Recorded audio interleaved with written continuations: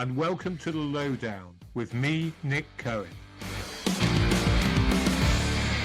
I want you to guess who's speaking here, which author is talking to you, what quote I'm reading. It's not a famous quote from this author at all. It's just a characteristic quote, I think.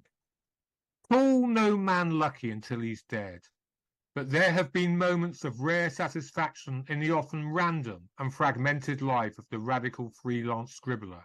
I have lived to see Ronald Reagan called a useful idiot for Kremlin propaganda by his former idolaters, to see the General Secretary of the Communist Party of the Soviet Union regarded with fear and suspicion by the Communist Party of Czechoslovakia, to see Mao Zedong relegated like a despot of antiquity. I've also had the extraordinary pleasure of revisiting countries, Greece, Spain, Zimbabwe and others, that were dictatorships or colonies when I first saw them. Other mini-Reichs have melted like dew, often bringing exiled and imprisoned friends blinking modestly and honourably into the glare. E per si muove, it still moves, all right. To men, I would say more than women, of a certain age, of a certain background, an educated background, probably on the left, that can only be Christopher Hitchens. It's hardly a famous quote of his. There are famous quotes of Christopher that still knock about. Never be a spectator of unfairness or stupidity. Seek out arguments and disputation for their own sake. I hear that quoted often enough. He's remembered, I would say, as much on YouTube as for his debates, for his style, for his arguments, as in his collected works. However, since his death, and we're almost at the anniversary of his death in December 2011, it seems as if the left in particular has moved about as far away from Christopher's thought as possible. To commemorate his death and to commemorate his work as well, I'm joined by Matt Johnson, who has just published a book called How Hitchens Can Save the Left. Matt, hello, welcome to The Lowdown. Thank you so much for having me. Does the left want to be saved by Christopher Hitchens? Oh, large swathes of it do not want to be saved. A couple of words in that passage you just read kind of give away the fact that Hitchens was the one speaking. Scribbler is one of them.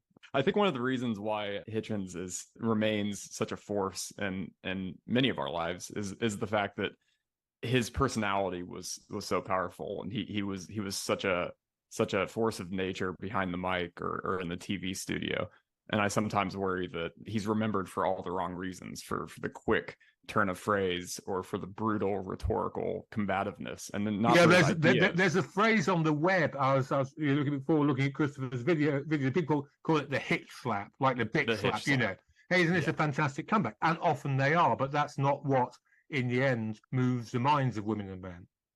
Yeah, it's really not, and that's why I wrote the book. Is because I feel like his principles, which I would regard as Enlightenment principles, or to some extent left-wing principles that I actually adhere to, are what deserve to be re-examined and resuscitated today. And I think many on the left have moved away from those principles, and I find it tragic because they've moved away very confidently. I don't think they appreciate the universalism that Hitchens evinces, his commitment to First Amendment absolutism and free speech, and many of these other values that really have fallen by the wayside.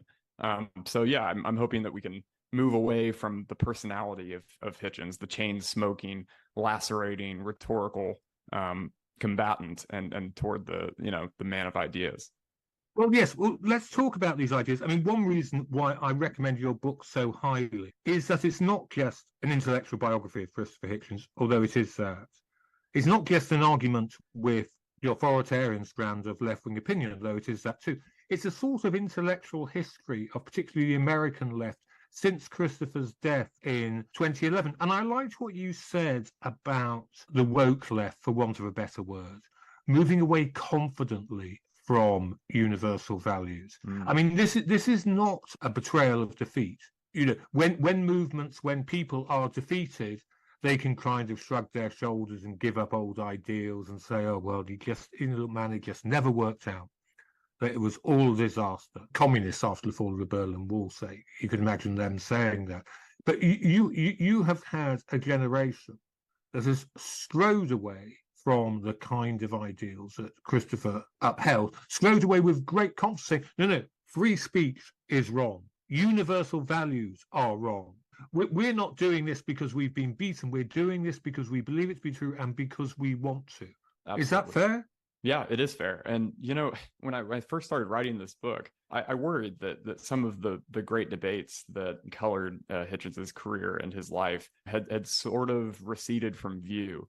Debates about jihadism, for example, debates about dictatorship and totalitarianism. And then, when right as the book comes out, Putin invades Ukraine. A few months later, there's the largest massacre of Jews since the Holocaust in southern Israel, and these reminders. Oh, Salman Rushdie is attacked on stage, stabbed. Yeah, of course, yeah. Almost killed, blinded in one eye.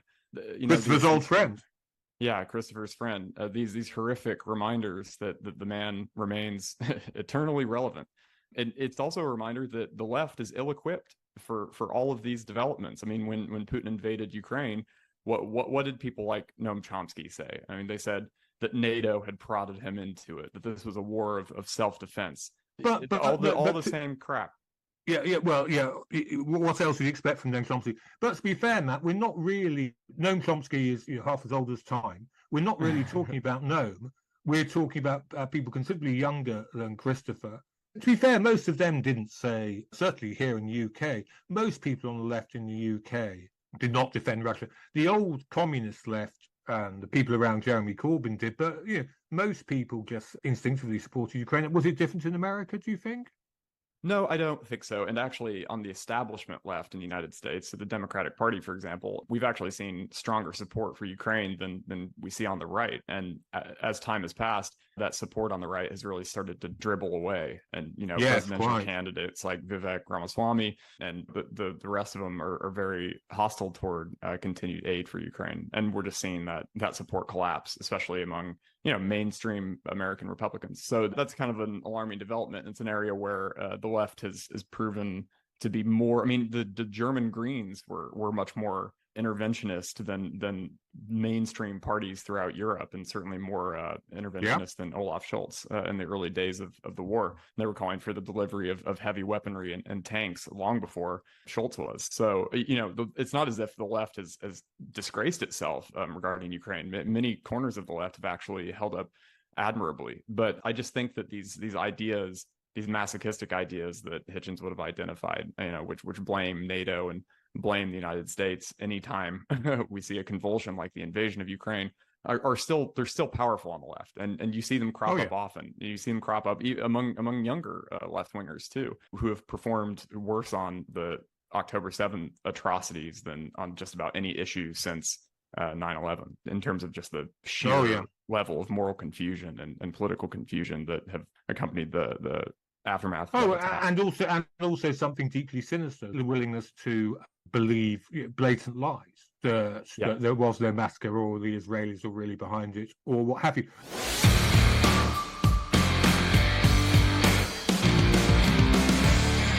You're listening to The Lowdown with me, Nick Cohen, and my guest is Matt Johnson, the author of How Hitchens Can Save the Left, assuming the left wants to be saved. But look, let's begin at the beginning of your book. One of the things that really struck me was you make a start by saying Christopher's defense of freedom of speech.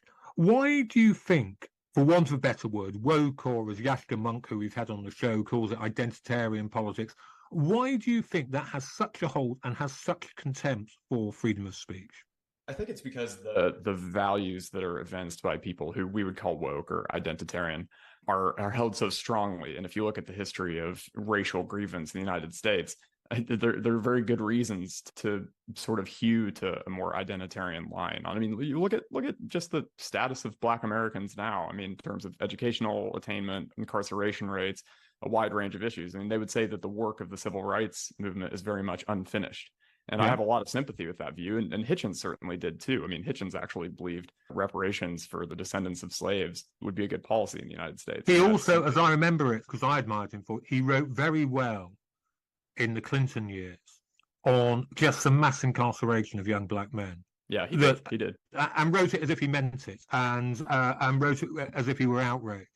At a time when, if you like, the establishment Democratic Party left were saying, "Oh, come on, Hitch," assuming they regard him at all. This is the price you pay with power. You just have to lock loads of black guys up. How else are we going to win the South? Even if they were that, I doubt they'd been that honest about it. They just said, you've got to be tough on crime. You've got to have these extraordinary levels of incarceration, and that all was outraged, Christopher. Yeah, that was the central theme of his book about Clinton, No One Left to Lie To, was that he was essentially a reactionary figure who had, to use Hitchens' word, and actually the words of Dick Morris, who was one of Clinton's chief political strategists. He triangulated. He took ideas from the left and the right and basically tried to forge this new position in the center. But to Hitchens, that just meant hollowing out politics. I mean, it meant having absolutely no semblance of core principles that were driving him. And so that's why Hitchens hated Clinton. I mean, he thought the welfare reform that was passed in the Clinton years was extremely reactionary, and it was a step backward. And he thought that Clinton was more concerned with staking out this moderate position than actually passing transformative legislation. He thinks. Well, yeah. Well, it wasn't really Christopher's field. I mean, for someone who began as a Marxist, Christopher had virtually no knowledge of or interest in economics. Well, Marxism, if it's anything, is an argument about economics. But Clinton was more neoliberal and passed more disastrous neoliberal legislation, particularly removing controls on banks, than any American president, Republican or otherwise. But we're sort of getting away from the point. Why does the woke left, and they are very self-confident, they say we cannot allow freedom of speech? Do you think that the ghost of Christopher Hitchens, assuming he believes in ghosts, which he undoubtedly would, is having a bit of a laugh at them now? Because now you're seeing pro-Palestinian people in America losing their jobs, being threatened with losing their jobs for supporting Hamas. And people like me, people like Christopher Hitchens, people like you would have said to them year after year, they've given us a hearing, saying, for God's sake, you defend freedom of speech, because you never know when you will need it. You just assume all the time that you will have the power and you will be able to censor and silence others. What argument will you have when other people try to censor and silence you? Yeah, and he would always point out as well that it's not just the speaker who's being suppressed; it's the audience being denied the chance to hear what the speaker has to say. It is kind of ironic that many of the people who would have been entirely sympathetic with the decision to say fire James Bennett at the New York Times, for running an op-ed that they didn't like during the George Floyd protests. Can we just remind our audience is going to be overwhelmingly British, so we better just remind them this was just the most extraordinary thing. It was the height of wokeness. The New York Times, which is meant to be a serious newspaper, they get an opinion piece from a conservative senator. This is what newspapers do. The Observer will run pieces by, if the Prime Minister, Tory Prime Minister, wanted to write a piece, the Observer, we would have said, yeah, put it in. So they get this piece. Staff revolt. The op-ed editor, because it says this is during the riots after George Floyd's death, and the Republicans, surprise, surprise, says send the National Guard in to restore order. It's what Republicans say. The staff revolt. The comment editor is fired or is forced out. The woman who takes over, I've forgotten her name, but she deserves to, a small footnote in history for this, then tells the staff of the New York Times, if there's anything you object to, anything at all, just let me know. Well, who on earth is editing the paper? And they are just saying we can only tolerate certain views. So that's the background. I'm so sorry, Matt. Please go on. That's definitely welcome, and I'm sure necessary for a lot of British listeners. But it is extraordinary because my concern about what happened to Bennett and the concern that led to things like the Harper's letter. I'm not sure if your listeners will remember. Yeah, this was a letter by J.K. Rowling, lots of other good people, just trying to defend freedom of speech. Very anodyne, not exactly a rousing endorsement of free speech, but probably necessary given the atmosphere of censoriousness at the time. But anyway, the people who would say that your concern over James Bennett, who was the editor of the New York Times, the people who were concerned about that sort of thing were just grasping at straws. They were focused on a tangential, sort of reactionary issue at a time when the United States was going through this huge racial reckoning. Who cares if a couple of editors are turned out of their jobs? We're facing this revolution. And so all the people who would say that your concerns about free speech in the summer of 2020 were overblown and were exercises in point missing. Those are the same people who now demand protection because they're being, denied job offers and they're being threatened with all sorts of boycotts and sanctions for speaking up on Israel-Palestine and for taking a pro-Palestine line. And it's just the perfect reminder that these things always come back to get you. They don't usually do it within 2 years, within such a short time frame. But yeah, it's incredible that a lot of the people who said, why are we so focused on free speech? We have bigger fish to fry 2 years ago are now trying to become free speech warriors. Well, the argument wasn't Christopher Hitchens' argument, but John Stuart Mill's argument for freedom of speech was always utilitarian. It's better for society, and but also, what guarantees do you have if you support removal of freedom of speech? What guarantees you have that other people won't do it for you? It is one thing I wanted to discuss because, Christopher was English, he's from my world, and then he goes to America. But when he's in England, Christopher, public school boy, middle class, service family, his father was in the Navy, as I remember, public school, Oxford, becomes a Marxist, and that was not so unusual. The type of Marxist he became and the type of group he was with was a lot of public school revolutionaries, for want of a better word. I'm not saying that disparagingly, although in the Labour Party there's a lot of disparagement of people like that. Now, it's very unusual for a Marxist to actually care about freedom of speech, because wherever Marxist regimes have come into power, freedom of speech is the first thing to go. And where do you think this came from? Where do you think his dislike of authoritarianism came from? Because once again, if Marxism is anything, as Marxist in practice has been anything, under actually existing socialism, it's been pretty damn authoritarian. He didn't have any illusions to lose on the question of communism, because I think the way he put it was he read Darkness at Noon before he read the Communist Manifesto. So I think he was on his guard for the totalitarian inclinations of Marxism and on the left pretty early on.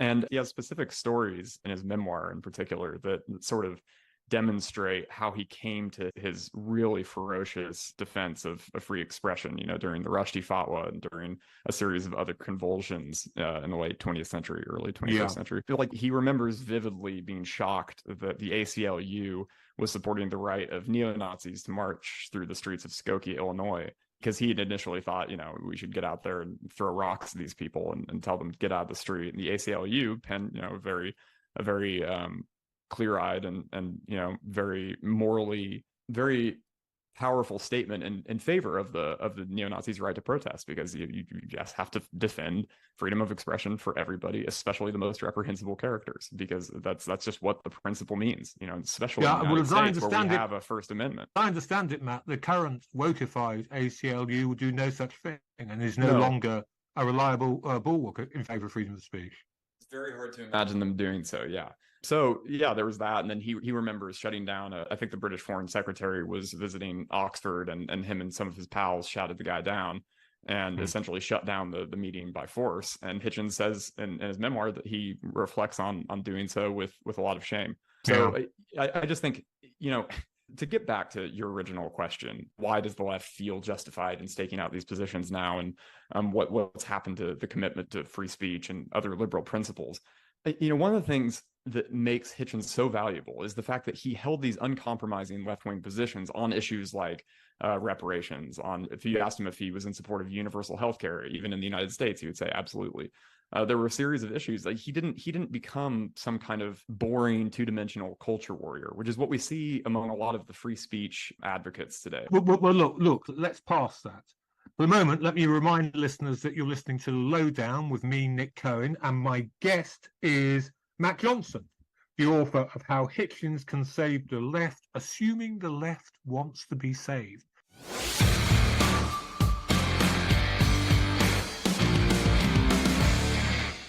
Right, Matt, can we just go back on what you were just saying, and let's walk everyone through it, because I think this is a very important argument about the world we are in now. First of all, you are saying that to most of his adherents, particularly to older British readers who might be listening, there was the left-wing Marxist Christopher Hitchens, who would write for the London Review of Books, write brilliant essays, was damning American imperialism all over the globe. Then he shifts after 9/11, says he stopped believing in socialism and becomes a vocal advocate of the war in Afghanistan and the war in Iraq, and a defender of the Bush administration. Is your argument that there isn't a sort of gap or a great change between the young Hitchens and the older Hitchens? I think there definitely was a change. I think Hitchens would sometimes overstate the continuities. The key example would have to be his really fierce opposition to the Gulf War and then his support for the Iraq War, because any argument you were going to make in favor of the Iraq War would apply even more forcefully to the Gulf War, because, Saddam Hussein had just committed genocide against the Kurds. He just invaded Kuwait.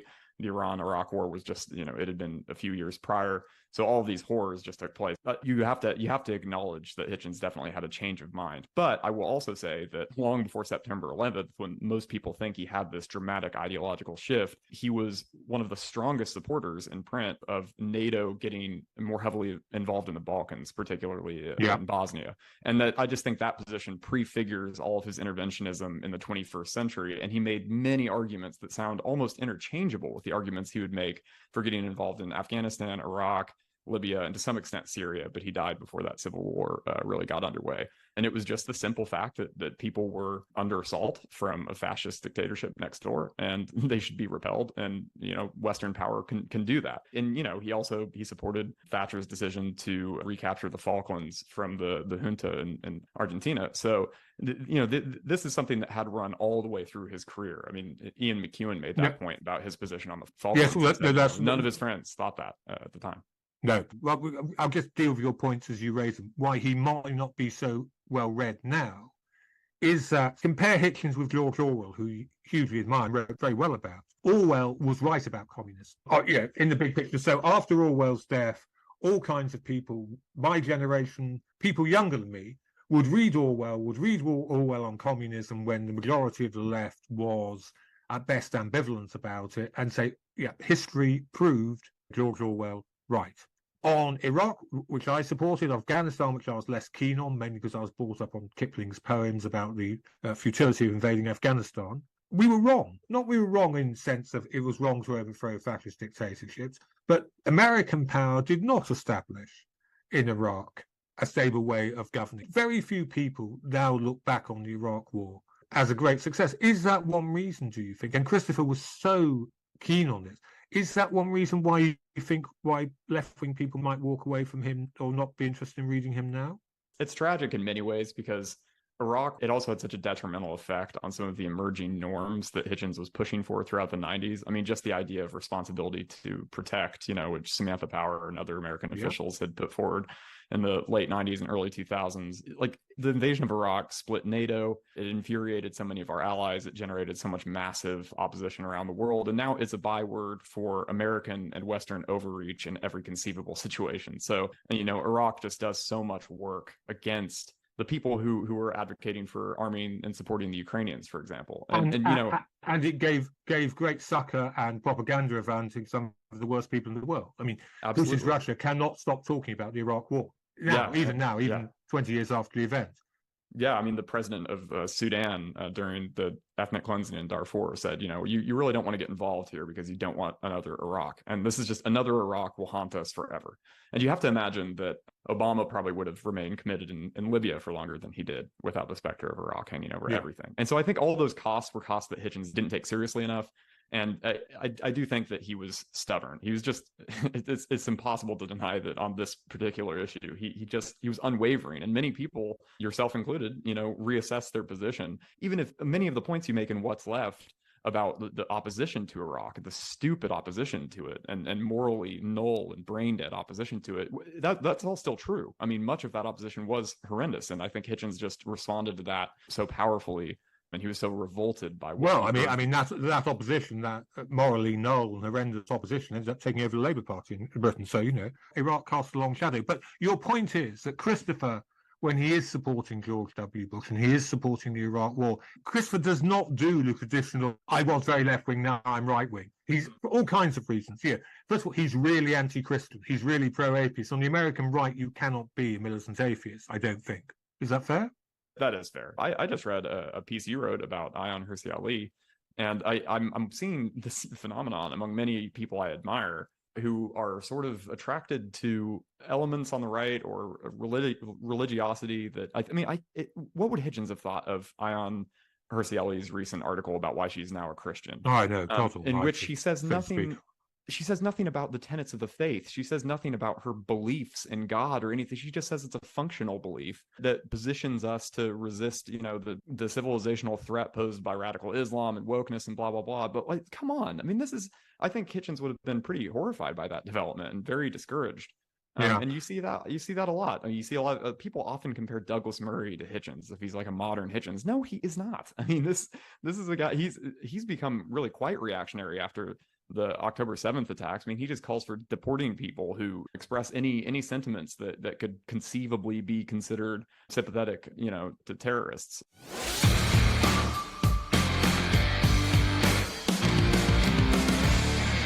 You're listening to Lowdown with me, Nick Cohen, and my guest is Matt Johnson, the author of How Hitchens Can Save the Left, Assuming the Left Wants to Be Saved. Christopher had a kind of signing off when he was covering biographies. He would cover someone like Rudyard Kipling and say, well, you know, it's probably best for him that he died when he did in the 30s because he was ending up really very, very, very right-wing, you know, almost fascist. You're very sure Christopher wouldn't have gone that way? Because I just think there were enough signs that what he wrote about the Tea Party, what he was writing about the Christian right. I mean, what would Hitchens have thought about 80% of American evangelicals voting for Trump? You just can't imagine him. Yeah, I mean, oh God, I wish he was alive now to write about that. It's just so funny as much as anything else.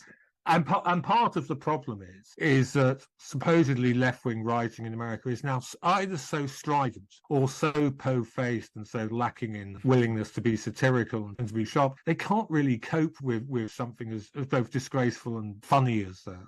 It's depressing that he really left a void that hasn't been filled in my mind. I just think, you know, I remember when Matt Iglesias he tweeted something about how Hitchens obviously would have been a Trump supporter. And I challenged him about it on Twitter, and I said, what makes you think that? And he said, oh, you know, Islam. The funny thing is, Trump's hostility to Islam, it was purely cynical and opportunistic. I mean, if you recall, during the 2015 primary, the Republican primary, the San Bernardino terrorist attack happened in the United States. And that's when Trump said, we need to shut down all Muslim immigration to the U.S. And like, that's the sort of thing that Hitchens was always horrified by. I mean, he was critical of Islam, deeply, intensely, relentlessly critical. But whenever criticisms of Islam would shade into xenophobia and would treat all the Muslims as if they're the single block, Hitchens would always be repelled. And that's just one of many reasons why he would. I mean, just imagine what he would have said about Trump on Iraq. You know, we should have taken the oil, take the oil. You know, he says this over and over again.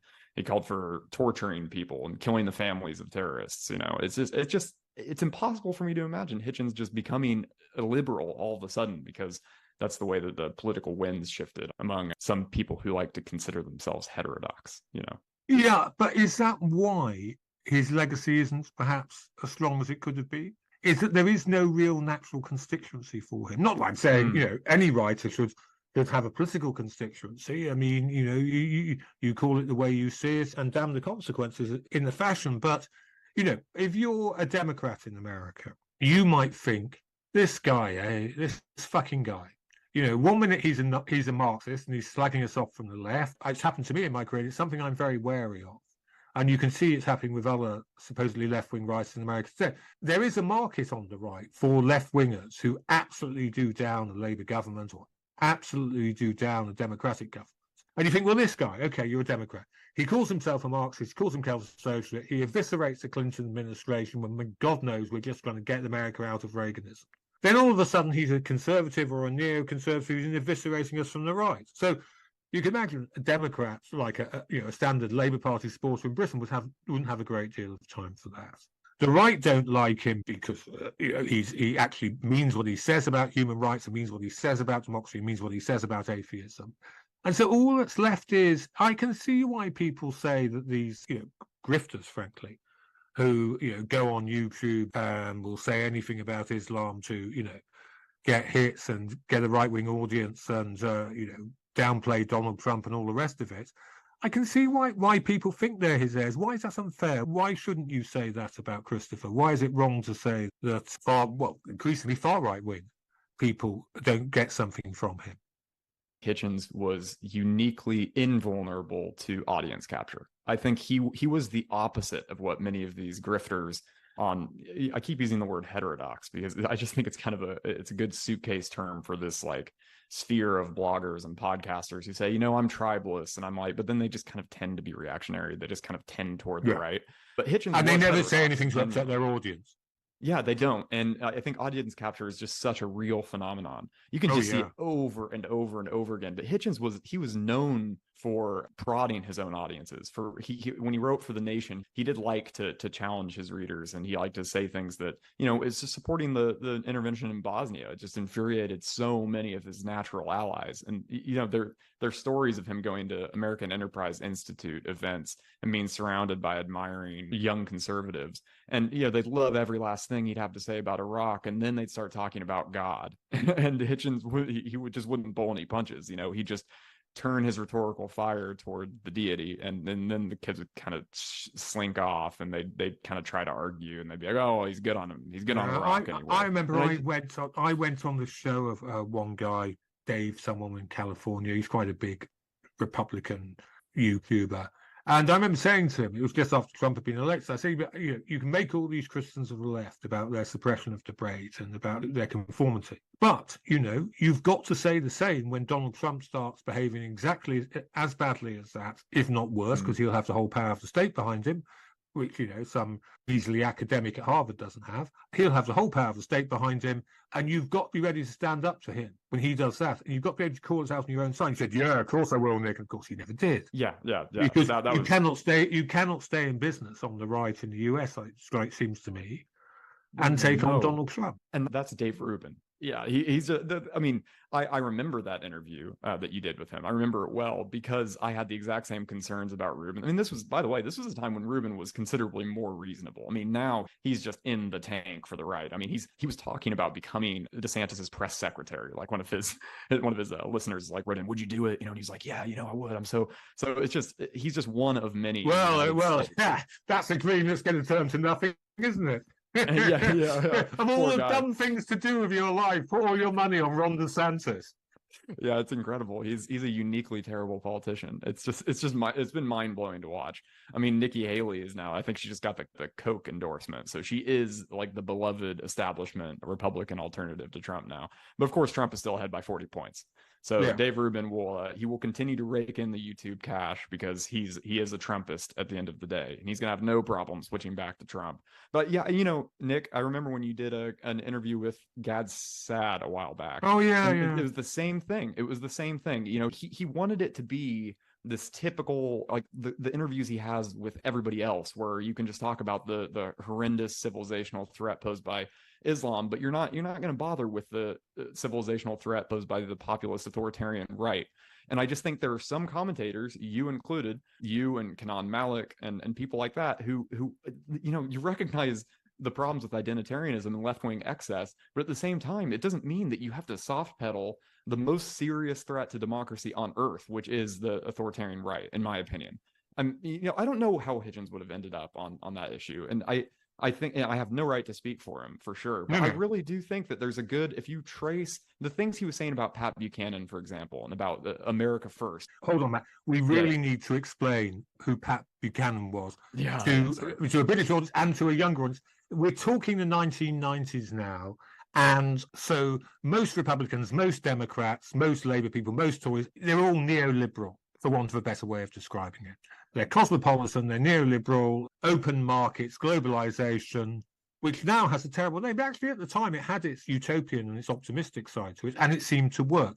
Pat Buchanan is this kind of troglodyte figure who seems from a sort of disgraced past of isolationism, of America Firstism, of white nationalism, and he runs in the Republican primaries against, I think it was against George Bush Senior, Matt. Mm-hmm. Yeah, and does pretty well. And somebody goes, what's all this? And then people at the time wrote him off, just as, you know, back in those times they'd have written Jeremy Corbyn off or said Boris Johnson was just a clown, and very dangerous thing to do. Always look at the margins. Always look at the fringe, because that's where the next wave is going to begin. Everything begins on the fringe. But then suddenly, but Christopher is identifying him and identifying the psychoses that will eventually lead to Donald Trump. That's your point, isn't it, Matt? Yeah, and I really do. And Pat Buchanan, he seems like such a marginal figure, but this is a guy who Tucker Carlson said is a genius, who had a huge influence on Carlson. And this is, Politico did this big magazine piece about Buchanan right after Trump was elected. And, the headline was just a quote from Buchanan that said, "The ideas made it, but I didn't." The point is that if you look at Buchanan's campaigns, and actually his terminology, he called it an America First campaign. You can just see a direct linkage to Trump. And that's not necessarily to say Trump was studying Buchananism. It's just to say that this sort of xenophobic, isolationist strain in American politics is really common and has been around for a long time. I mean, it can go all the way back to the original America First movement, which was Charles Lindbergh's movement to keep the U.S. out of World War II. A movement that Buchanan said he would have supported. So anyway, Hitchens, there's just that brand of right-wing politics was anathema to Hitchens, always and forever. And for him to see it ascend to the Oval Office, I think would have been absolutely horrifying to him. So I just think if you carefully read the decades of work that Hitchens produced, there is just no sign that he would have had any sympathy for the populist nationalist right as it exists today. Well, look, Matt, it's been a great pleasure talking to you. The book, How Hitchens Can Save the Left by Matt Johnson, Recovering Fearless Liberalism in an Age of Counter-Enlightenment. Listeners, is there any task more urgent? It's out now. You can buy it at Amazon or good bookshops. My task now is to say thank you so much for listening. If you've liked the program, please give us a good review on your podcast app. Tell your friends, give us a 5-star rating. Whatever you didn't like the program, well, if you could keep quiet, we'd be very much obliged. I need to thank Matt Johnson for being our guest tonight. Thank you so much, Matt. Thanks, Nick. And thanks everyone for listening.